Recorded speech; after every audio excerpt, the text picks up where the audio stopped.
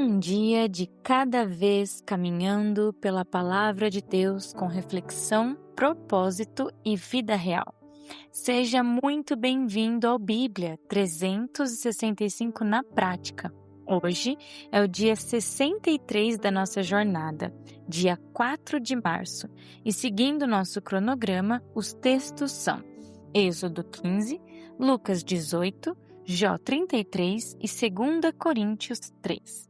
Se esse projeto tem sido bênção na sua vida, siga o programa aqui na plataforma e compartilhe com alguém. Podemos juntos espalhar a palavra. Então, abra o seu coração, prepare agora o seu secreto, prepare suas anotações e deixe que o Espírito Santo fale ao seu coração. E sem mais delongas, Êxodo capítulo 15. Começa com duas canções, a de Moisés e de Miriam. O foco central do cântico de Moisés não é Israel, não é ele mesmo, não é o mar aberto. O foco é Deus. Ele diz: cantarei ao Senhor porque triunfou gloriosamente. Deus é apresentado como força, salvação, homem de guerra, santo, rei eterno. Um ponto teológico muito forte está no versículo: quem é como tu entre os deuses? Com D minúsculo. Naquela época, cada nação tinha seus deuses. O Egito tinha muitos e o mar era associado a uma força maior. O Senhor demonstra que ninguém se compara a Ele. Ele domina a natureza, os exércitos, a história. E o cântico já olha para frente. Tu o introduzirás e o plantarás. Eles ainda estavam no deserto, mas o cântico já fala da promessa cumprida.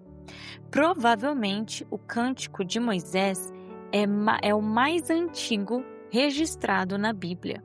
Já Miriam, ela pega o tamborim e declara: cantem ao Senhor, porque triunfou gloriosamente. Homens cantam, mulheres dançam, a comunidade celebra. E então o texto faz uma transição brusca. Do cântico, eles vão para a escassez. 3 dias no deserto, sem água, e quando encontram, ela é amarga. E o que o povo faz? Murmura. Sim, é possível cantar num dia e reclamar no outro. O texto diz que ali Deus os provou, fez um teste de confiança. Aqui começa a formação espiritual do povo. Não basta ser liberto, é preciso aprender a confiar diariamente. Então as águas ficam doces após Moisés jogar um pedaço de madeira e Deus se revela com um novo nome. Eu sou o Senhor que te cura. No hebraico, Yahvé Rafá. Não é apenas cura física, é uma cura integral, uma restauração completa. E no fim do capítulo, eles chegam em Elim. Lá havia 12 fontes, 70 palmeiras, descanso. Viu? O deserto não é só prova, também tem oásis. Êxodo 15 mostra que o mesmo povo que canta precisa aprender a confiar quando a música acaba. E eu deixo uma pergunta aqui: quem somos nós depois de um culto incrível no domingo? Nossa fé fica firme ou é abalada na segunda-feira? A confiança diária é indispensável. E partindo para Lucas, capítulo 18, é um capítulo sobre postura interior. É sobre como o coração deve estar diante de Deus.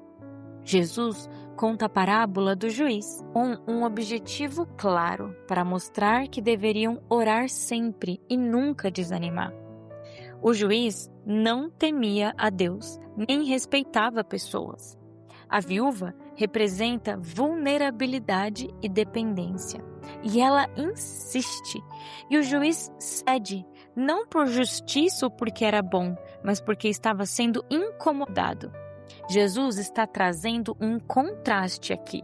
Se um juiz injusto atende por insistência, quanto mais Deus, que é justo, ouvirá os que clamam dia e noite. E aqui é importante dizer, não é convencer a Deus, é perseverar na fé. Jesus termina com uma pergunta forte. Quando o Filho do Homem vier, encontrará fé? E eu deixo outra pergunta para nós. Será que muitas vezes não oramos mais porque nem fé temos de que aquilo pode acontecer? E seguindo, Jesus conta a parábola do fariseu e do publicano. Dois homens que oram. O fariseu agradece, mas se exalta. O publicano reconhece que é um pecador. E Jesus declara que foi o publicano que desceu declarado justo diante de Deus. Sabe, não é sobre desempenho religioso, mas é sobre um espírito humilde diante de Deus. É simples. Quem se exalta será humilhado. Quem se humilha será exaltado. No reino, a postura importa mais que a performance. Jesus diz: quem não receber o reino como uma criança, de maneira nenhuma entrará nele. É sobre dependência. Uma criança confia, recebe, é dependente. A seguir, o jovem rico pergunta sobre a vida eterna. Ele cumpria todos os mandamentos, até que Jesus o provoca: venda tudo e siga-me. O problema não era a riqueza em si, era o apego. O texto diz que ele ficou triste, pois, acima de tudo, a riqueza o possuía. Jesus então diz com exagero mesmo, intencional, para mostrar uma impossibilidade humana. É mais fácil um camelo passar pelo fundo de uma agulha do que um rico entrar no reino dos céus. E os discípulos então indagam: quem pode ser salvo então? E Jesus diz que o que é impossível para o homem é possível para Deus. Ele estava mostrando que a salvação não é mérito, não é porque você cumpre todos os mandamentos. É milagre, é por graça. Então, Jesus anuncia sua morte e ele deixa claro que será entregue, zombado, açoitado, morto, mas que ressuscitará. Porém, os discípulos não entenderam. O texto diz que o significado estava encoberto. Às vezes acontece isso com a gente também. Ouvimos a verdade, mas só entenderemos depois que ela se cumprir. No fim do capítulo, um cego grita: Filho de Davi, tenha compaixão. Ele reconhece a identidade de Cristo. Enquanto ele gritava, os outros mandavam ele se calar, mas ele não deixou com que isso virasse motivo de intimidação para sua fé. E então ele grita mais alto e no fim ele é curado. A perseverança revela a nossa fé e a fé verdadeira insiste e segue. Você ora sem desistir? Você se humilha diante de Deus? Você está disposto a largar o que te prende? Sabe, o reino é para quem confia, se rende e persevera. Hoje estamos cheios de reflexão por aqui, hein? E partindo para Jó, capítulo 33. Aqui Eliú continua sua fala. Ele começa dizendo que fala com sinceridade e que também foi formado do barro. Ele não se coloca acima de Jó. Eliú diz que Jó errou ao afirmar que Deus o tratava como inimigo sem motivo. Ele declara que Deus é maior que o homem e, principalmente, que Deus fala. E eu achei isso muito interessante. Eliú diz que Deus fala de um modo, sim, e de dois também, mas é o homem que não percebe. Eliú explica que Deus pode falar em sonhos, visões, através da dor. Segundo Eliú, o sofrimento é instrumento de correção e preservação, não apenas punição.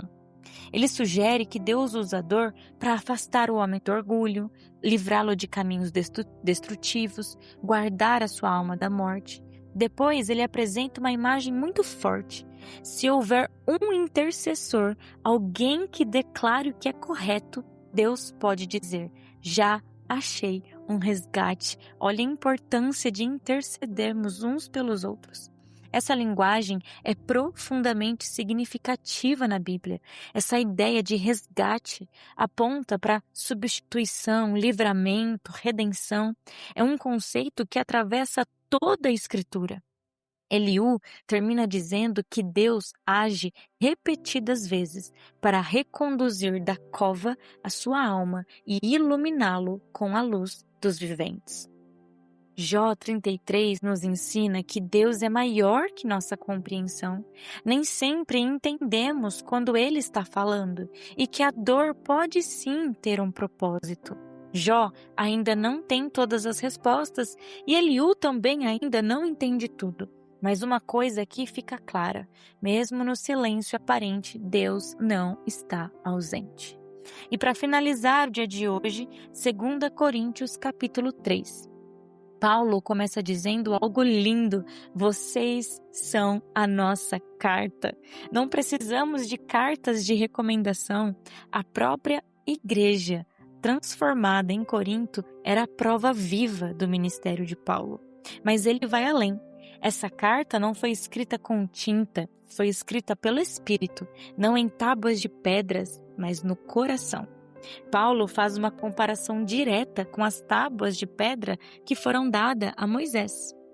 Agora, na nova aliança, Deus escreve sua vontade no interior do homem.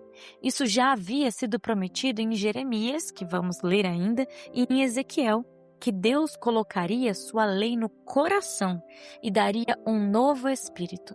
Paulo diz algo que precisa ser entendido corretamente. Ele diz que a letra mata, mas o espírito vivifica. Ele não está dizendo que a lei era má. A lei era santa, justa, boa, mas revelava o pecado sem dar poder para vencê-lo. Ela condenava porque mostrava a culpa. O Espírito, porém, dá a vida. Na nova aliança, não é apenas regra externa, é transformação interna. A diferença é entre um código externo que expõe o erro e a presença interna que gera vida. A antiga aliança tinha glória, mas era transitória. A nova aliança tem glória permanente. O que antes apontava, agora se cumpriu em Cristo. Paulo diz que até hoje, quando Moisés é lido, há um véu. O véu representa cegueira espiritual. Mas há uma chave: quando alguém se converte ao Senhor, o véu é retirado. E finaliza dizendo que onde está o Espírito, ali há liberdade. Isso que ele quer dizer é liberdade da condenação, do peso da culpa, do medo, é liberdade para viver transformado. Paulo declara: somos transformados de glória em glória. Não é algo superficial, é algo progressivo. E isso acontece enquanto contemplamos o Senhor. Não é por esforço humano, é obra do Espírito. Quem contempla Cristo é transformado. Querido Deus, nós te agradecemos pelo dia de hoje. Obrigada porque hoje o Senhor nos trouxe muitas reflexões, muitas formas de olharmos para dentro e vermos, ó Pai, como tem sido a nossa postura diante de Ti. Eu peço, Pai, que o Senhor seja esse Deus que nos cura, assim como o Senhor se revelou em Êxodo. Eu sou o Deus que te cura. Dá-nos, ó Pai, perseverança na oração, como o Senhor falou de oração conosco hoje, ó Deus. Continue trabalhando em nós. Que nada nos impeça de enxergar a Tua glória. Tire todos os véus que há em nossos olhos, ó Pai, na nossa mente, no nosso coração, e nos transforma de glória em glória à imagem de Cristo. Em nome de Jesus, amém e amém. Que Deus te acompanhe hoje. Viva essa palavra na prática. Amanhã seguimos juntos no dia 64 da nossa leitura.